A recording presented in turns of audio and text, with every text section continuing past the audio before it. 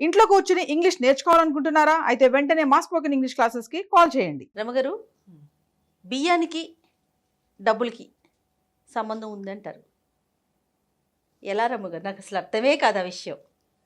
అంటే బియ్య బస్తాకి బ్యాంక్ బ్యాలెన్స్కి అంతేనా? అంతే అంతే. జనరల్గా మన డబ్బులు అంటే అదే బియ్యమనా? ఇదే మన సంబంధం అంటే మన డబ్బులు అంటే బ్యాంక్ బ్యాలెన్స్. అవును, అంతే కదా. ఇప్పుడు బ్లాక్ మనీ ఉండే వాళ్ళకి బియ్య బస్తాలకి కందిపప్పుకి వాటికి ఏం ఆలోచించుకుంటారు వాళ్ళు? మనలాగా ఇలాగ వేతన జీవులు జీతాల మీద ఉండేవాళ్ళు, చిన్న చిన్న బిజినెస్లు వాళ్ళు, మనందరికీ ఎలా ఉంటుందంటే ఎప్పుడు కాస్త బ్యాంకులో డబ్బులు ఉండాలి, గబుకున్న అవసరం అయితే ఎక్కడికైనా డెబిట్ కార్డు పెట్టుకోలేదు ఏదైనా కొనుక్కోవటానికి అలా చూసుకుంటాం. అవును. సాధారణ వేతన జీవులందరి వ్యవహారం ఇలాగే ఉంటుంది. బ్యాంక్ బ్యాలెన్స్ ఉంటే ఒక ధైర్యం. కబుక్కుని ఏదైనా కొంప ఉనిపోతే, అనారోగ్యాలు వచ్చినా, ఏదైనా యాక్సిడెంట్లు అయినా, ఏదైనా అనుకోని ఖర్చు వచ్చినా, సడన్గా పెళ్ళిళ్ళు కుదిరినా, ఇల్లు ఏదైనా బేరానికి వచ్చి కొనుక్కోదలుచుకున్నా మనకు బ్యాలెన్స్ ఉండాలంటారు. దీనికి బియ్యానికి ఒక అవినాభావ సంబంధం ఉంటుంది. పాత రోజుల్లో చెప్పేవాళ్ళు చేయ. మనం బియ్యం కొలిచే పాత్రలు ఉంటాయి.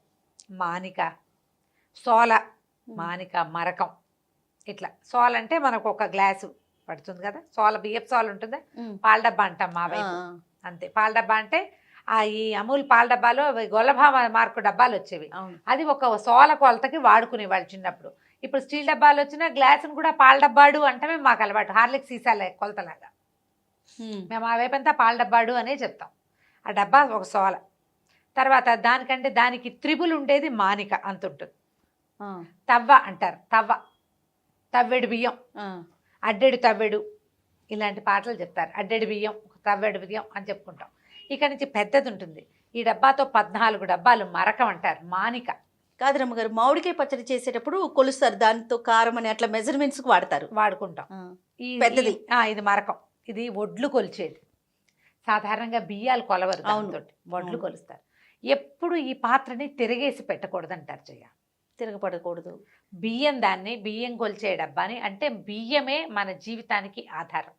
అన్నాత్ భవిష్యత్తు జీవాని అని అలాంటి ఒక వాక్యం ఉంది. అన్నం నుంచే జీవులు పుడతాయి. జీవం ఎక్కడి నుంచి పుడుతుంది? ఆహారం నుంచి. దేని నుంచి బతుకుతుంది అది? ఆహారంతో. మన ఆహారం ఏది? బియ్యం, అన్నం. దానికి ఆధారం బియ్యం. ఇప్పుడు ఒడ్లు ఉంటాయి. ఒడ్లు మనకి ధైర్యాన్ని ఇస్తాయి రైతులకి. ఒక పెద్ద గిడ్డ నిండా దీని నిండా ఏమంటారంటే అప్పుడు పోసుకునే వాళ్ళు పాతరలో ఒడ్లు ఉండేవి. తర్వాత ఏమో పురి కట్టేవాళ్ళు. పురి తెలుసా మీకు? తెలుసండి. ఇలా చుట్టూతా వడ్లతో గడ్డితో కట్టి లోపల ధాన్యం పోసుకునేవాళ్ళు. అది మనకి ధైర్యాన్ని ఇస్తుంది. 2 గంపలు, ఓ 10 బస్తాలు ఇవి ఉన్నాయి. వీటితోటి సంవత్సరం వెళ్ళిపోతుంది. అవసరమైతే 2 అమ్ముకుని ఖర్చుకు డబ్బులు తెచ్చుకోవచ్చు. మిగిలిన ఒడ్లు అన్నానికి లోటు లేదు. అన్నం ఉంటే చింతకాయ పచ్చడి వేసుకుని తింటాం. మెయిన్ ఉండాల్సింది బియ్యం కాదు, బేసిక్ థింగ్ అన్నమే కదా. అన్న వస్త్రాలు అంటాం. అన్నం ఒంటి మీద కట్టుకోవడానికి ఒక గుడ్డ, ఒక జత, ఒక మారు జత ఉంటే జీవితం ఎలాగైనా వెళ్ళిపోతుంది. సబ్బక్కర్లా, పాలక్కర్లా, కాఫీ అక్కర్లా. 3 పూట్ల అన్నం వండుకు తిన్నా బతికేస్తాం మనం. కాఫీ టీ లేకపోయినా బతుకుతాం, అన్నం లేనిదే బతకలేం కదా. కదా. అంత అత్యవసరమైన బియ్యము మనకి జీవితానికి అవసరమైన డబ్బుకి కొంత అవినాభావ సంబంధం ఉంది. ఈ మానికలు మరకాలు తిరిగేస్తే లక్ష్మీదేవి ఉండనొల్లదు, వెళ్ళిపోతుంది అని చెప్తారు. వెళ్ళిపోతుంది, ఆవిడకి ఇష్టం ఉండదు. అది నిలువుగా పెట్టిందనుకో కొలవడానికి సిద్ధంగా ఉన్నట్టు. అంటే కొలిచేందుకు మన దగ్గర ఒక పదార్థం ఉన్నట్టు కదా. ఉన్నది అనే ఒక పాజిటివ్ వైబ్రేషన్ కోసం దాన్ని నిలబెట్టే ఉంచుకుంటాం బోర్లేయకుండా. బియ్య బస్తాని మొత్తానికి ఖాళీ చెయ్యం. అవును, అడుగుని కొంచెం బియ్యమైనా ఉంచుకుంటాం. కొత్త బస్తా వచ్చేదాకా దీన్ని కదపకూడదు అనుకుంటాం. అంటే మనం బియ్యం పోసేటప్పుడు కూడా ఒకసారి డబ్బా బియ్యం కొలిచామనుకో, ఇలా అలవాటు చేసుకోండి. ఇది డబ్బు మిగిల్చే సాధనాల్లో ఇదొక సాధనం. పూర్వకాలం నుంచి వచ్చే అలవాటు. ఈ అలవాటు మనకి చాలా విషయాల మీద ఇంపోజ్ అవుతుంది. ఎలాగంటే చూడు, సింపుల్ విషయం చెప్తాను. నీకు చక్కగా టవల్ మడత పెట్టుకునే అలవాటు ఉంది. నీట్గా మడత పెట్టుకుంటావు, మడత పెట్టి పెడతావు. నువ్వు మడత పెట్టి పెట్టే నీ అలవాటు ఒక టవల్లోనే ఎందుకు ఉంటుంది? అన్నిటికీ అదే. ప్యాంటు మడతావు, చొక్కా మడతావు, దుప్పటి మడతావు, అన్నీ మడుస్తావు, అన్నీ నీకు చక్కగా ఉంటాయి. వెనక్కి దాచిపెట్టే అలవాటు ఒకదాని మీద ఉండదు. ఒకదాని మీద ఉంటే అన్నిటి మీద ఇంపోజ్ అవుతుంది. అందుకని బియ్యం సోలెడ్ పోసుకున్నాం అనుకో గిన్నెలో, ఒక చిటికి వెనక్కేసుకోవాలి.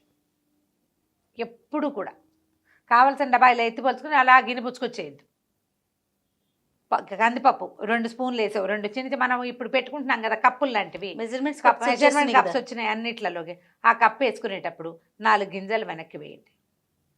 డబ్బు ఖర్చు 10,000 నువ్వు ఖర్చు పెట్టదలుచుకున్నావు, 10,000 పట్టుకెళ్ళావు బజార్కి, 9,000 ఖర్చు అయింది అనుకో, ఆ 1000 ఉంది కదా అని అది వాడేయదు, ఆ 1000 వెనక్కి వేసుకోండి, మిగిలింది 1000. అర్థమవుతుంది కదా పాయింట్. 1,00,000 ఖర్చు పెట్టదలుచుకున్నాం, 14,000 ఉంటే 14 కూడా కడిగేసేయకూడదు. ఈ బియ్యాన్ని వెనక్కి వేసే ప్రాక్టీస్ ఉన్న వాళ్ళు అలా కడిగేయరు, వెనక్కి వేసుకుంటారు. ఇప్పుడు నీకు బియ్యం బస్తాకి డబ్బుకి సంబంధం ఉందా లేదా? 100%. ఎలా ఉంది? మొత్తం కడిగేయకూడదు, ఎప్పుడు ఫుల్గా ఖర్చు పెట్టద్దు, బియ్యం పూర్తిగా వాడద్దు. 4 మెతుకులు తక్కువైతే ఏమీ నష్టం లేదు, ఇంకో బిళ్ళ పెరుగు ఎక్కువ వేసుకుంటాం, ఇంకో గరిటె పులుసు ఎక్కువ వేసుకుంటాం, ఇంకో 2 ముక్కలు కూర వేసుకుంటాం అన్నానికి బదులుగా. ఇట్లా బియ్యాన్ని కనుక మనం జాగ్రత్తగా వాడితే డబ్బు జాగ్రత్తగా వాడడం మనకి చాతొస్తుంది, ఆ ప్రాక్టీస్ అవుతుంది. పూర్వం ఏం చేసేవాళ్ళు అంటే ఏదైనా వస్తువులకి మారకారికి బియ్యమే ఇచ్చేవాళ్ళు, కొసరి తీసుకునేవాళ్ళు. అప్పుడు మనకేంటంటే మారకపు వస్తువుగా బియ్యమో ఒడ్లో ధాన్యమే ఉండేవి. అందుకని ధాన్యానికి డబ్బుకి సంబంధం ఉందని చెప్పేవాళ్ళు. ఎప్పుడు బియ్య బస్తాన్ని ఎక్కడ పడితే అక్కడ పెడతావా నువ్వు? తడి పొడి లేకుండా కొంచెం శుభ్రంగా ఉంచుకోవాలి. ఏ చేయి పెడితే ఆ చేయి పెట్టవు, దాని మీద కూర్చోకూడదు, దాన్ని కాలుతో తన్నకూడదు. అదే కదా మన బతుకు. డబ్బును కూడా సేమ్ డిట్టో చూడు, నువ్వు అలాగే చేస్తావు. అందుకని బియ్యం తీసుకునేటప్పుడు ఎవరా కింద మీద పోసేసేయద్దు, అన్నం వృధా చెయ్యొద్దు, పారేసేది వారేయి. ఒకవేళ నువ్వు మిగిలిపోతే కుక్కకైనా పెట్టు, డస్ట్బిన్లో పడైపోక. మనం ఎక్స్ట్రా వండద్దు అని ఎన్నిసార్లు చెప్పాం. అవును, పురాతన కాలపు పద్ధతిలో ఒక మనిషికి అన్నం ఎక్స్ట్రా వండి పెట్టేవాళ్ళు పాత రోజులు, నేను ఒప్పుకుంటా, ఉండేవాళ్ళు. ఎవరైనా వస్తే వెతుక్కునే పని లేకుండా. అది ఏనాడు చెప్పారు? మనం స్టవ్ వెలిగించుకునే అవకాశం లేని రోజుల్లో చెప్పబడింది. ఎవరైనా వస్తే వెతుకునేలాగా ఉండకూడదు, మా అమ్మలు నేర్పించారు, అమ్మమ్మలు నేర్పించారని కథలు మాత్రం ఈ రోజున చెప్పద్దమ్మా దయచేసి. అసలు ఈ రోజులకి అవి పనికిరావు. పాత రోజుల్లో చీకట్లో పొయ్యి వెలిగించుకోవటము, వాన వంగుడు వస్తే పొయ్యి అంటుకునేది కాదు, అగ్గి పుల్లలు ఉండేవి కాదు. పైగా రాత్రి మిగిలిన అన్నం తెల్లవారి పనిలోకి వెళ్ళేవాళ్ళు తినేసే రోజు అది. ఇప్పుడు నువ్వు తినవు, నీకు చక్కగా లైట్లు ఉన్నాయి, వెళ్తురుంది, అన్నీ ఉన్నాయి, క్షణాల్లో టిక్కు అనిపిస్తే స్టవ్ వెలిగిపోతుంది, అవి 10 నిమిషాల సమయం ఇస్తే కుక్కర్ దిగిపోతుంది. మన అమ్మమ్మ నాటి విధానాన్ని మనం ఇవాళ ఎందుకు పాటించాలి?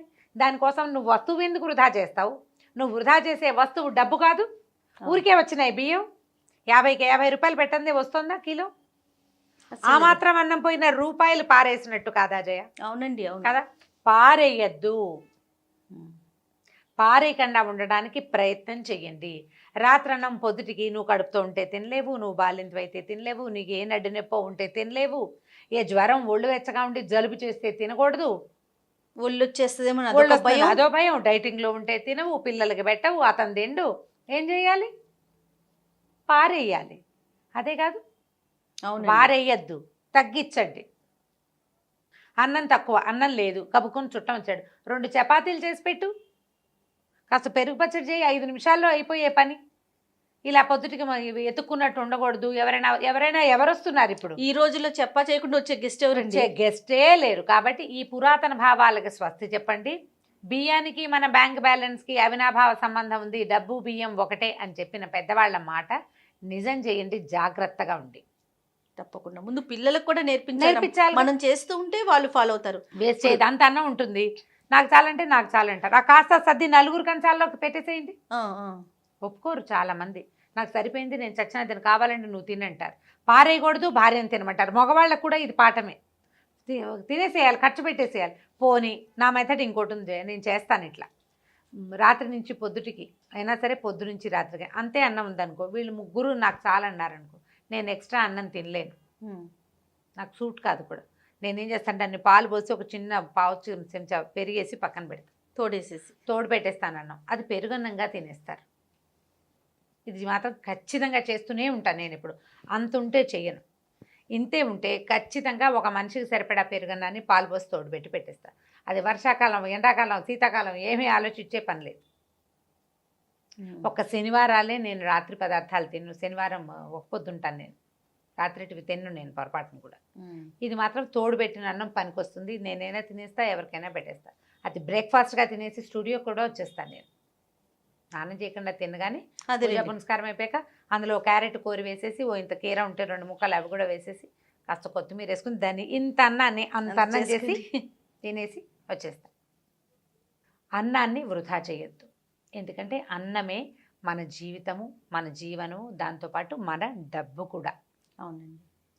బియ్యాన్ని కనుక మనం జాగ్రత్తగా చేస్తే, బియ్య బస్తాతోటి మనం కేర్ఫుల్గా ఉంటే అప్పుడు మన బ్యాంక్ బ్యాలెన్స్ కూడా దానికి తగ్గట్టుగా ఇవి ఎలా ఉంటాయంటే, జనరల్గా మనం ఒక చోట సరైంది చేస్తే ఇంకో చోట సరైంది వస్తుంది. ఎట్లా నువ్వు బొట్టు కాటిక పెట్టుకుని అద్దంలో చూస్తే ఏం కనపడుతుంది? అందంగా కనిపిస్తాం. లక్షణంగా కనిపిస్తుంది కదా. ఆ లక్షణం తొలిగా ముందు మన దగ్గర ఉండాలి. అది బియ్యం దగ్గర స్టార్ట్ చేయండి, ఇంట్లో వాడే వస్తువుల దగ్గర స్టార్ట్ చేయండి. అప్పుడు ఇక్కడ మనం ఏర్పరచుకునే ఒబ్బిడి, తీరు, మర్యాద, ఈ వస్తువుకి మనం ఇచ్చే గౌరవమే మన ఇంట్లో ఉండే లక్ష్మి మీదకి ఇంపోజ్ అవుతుంది. ఈ రకంగా మన బియ్య బస్తాకి బ్యాంక్ బ్యాలెన్స్కి అవినాభావ సంబంధం ఉంటుంది. ఖచ్చితంగా ఉంది రమ్మగారు మీరు చెప్పిన దాన్ని బట్టి. రైట్ అండి. నమస్తే. నమస్తే.